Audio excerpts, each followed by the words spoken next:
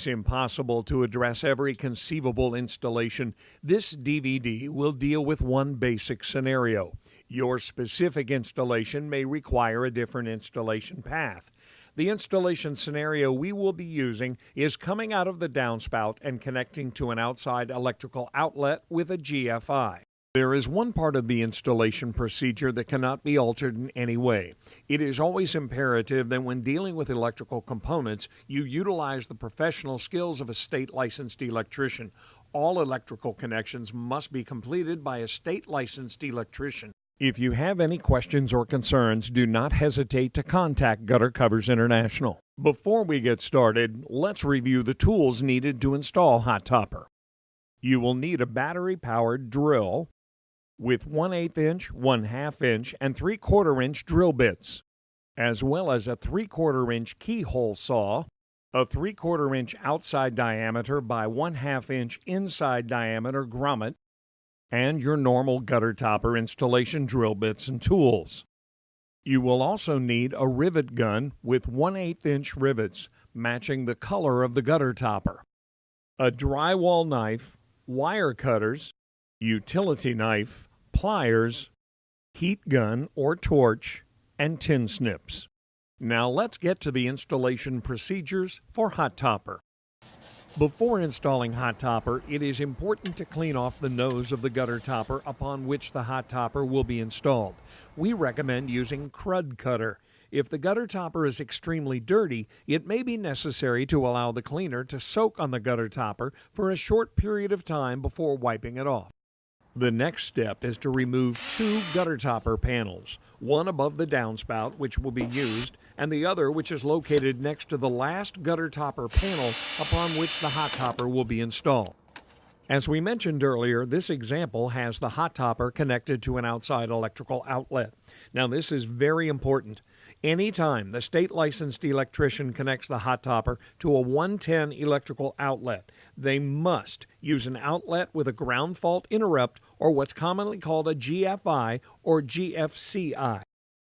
Drill a hole in the bottom of the downspout using your 3/4 inch keyhole saw.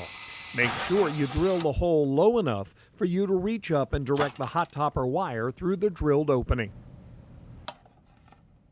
Install the 3/4 inch by 1/2 inch grommet into the drilled opening. Now feed the wire down the downspout and direct it through the grommet at the bottom. If the downspout has an elbow, it may be necessary to remove the downspout to make it easier to feed the wire. In this case, make sure you have enough wire to cover the distance from the downspout to the electrical outlet with the GFI. Using a sealant such as Geosil, which we recommend, seal the wire coming out of the grommet. Now run the Hot Topper wire down the bottom of the gutter underneath the hangers. Using a 3/8 inch drill bit, drill a hole in the nose at the end of the last piece of gutter topper upon which the Hot Topper will be installed, and insert a grommet. Feed the length of the Hot Topper wire up through the grommet and position the wire on the nose of the gutter topper, securing it with small pieces of the tape specifically designed for the Hot Topper application. Do not use any other tape to secure the wire to the nose.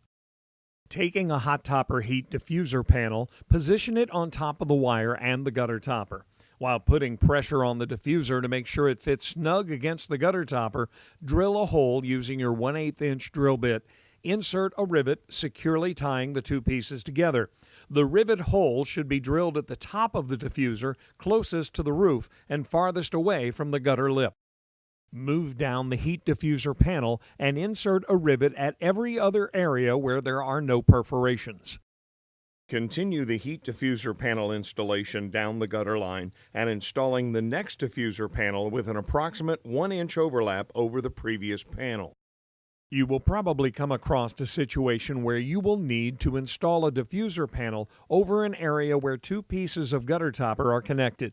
In this case, remove the zip screw closest to the gutter to allow the diffuser panel to sit flush against the gutter topper, and replace the zip screw with a rivet if necessary.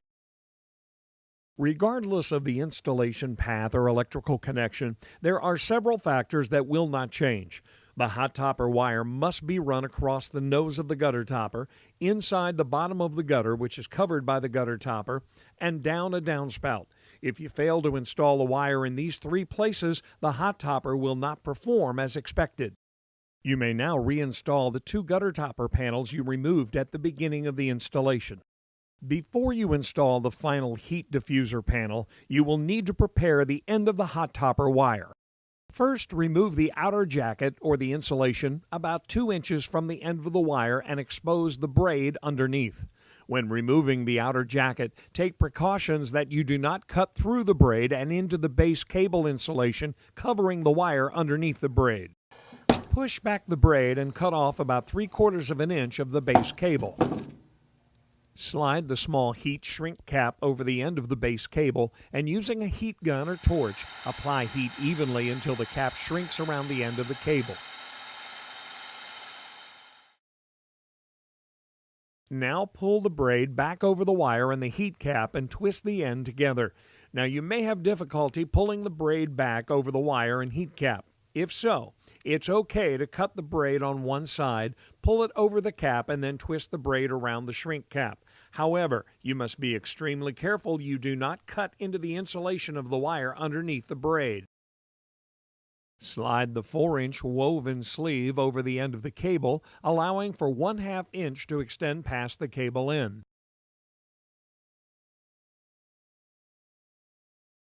Take the 5-inch heat shrink tube and slide it over the woven sleeve, allowing for a 1/2 inch overlap on each end. Using the heat gun or torch, apply heat evenly to the heat shrink tube until it shrinks around the cable.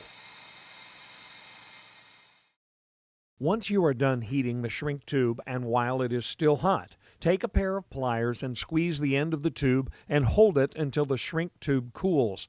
The end must remain visibly sealed when you remove the pliers. If it does not remain sealed, reheat the tube and squeeze the end once more. The end must be sealed to prevent a short circuit from occurring. Finally, install the last heat diffuser panel. Now you are ready for the electrical hookup. A state-licensed electrician must make all electrical connections, whether you are tying into the home circuit breaker box through a junction box or utilizing a 110-volt electrical outlet with a GFI. Remember, all outlets used with hot topper must have a ground fault interrupt. Make sure your state-licensed electrician fills out the installation and maintenance log and keep that document with the customer file.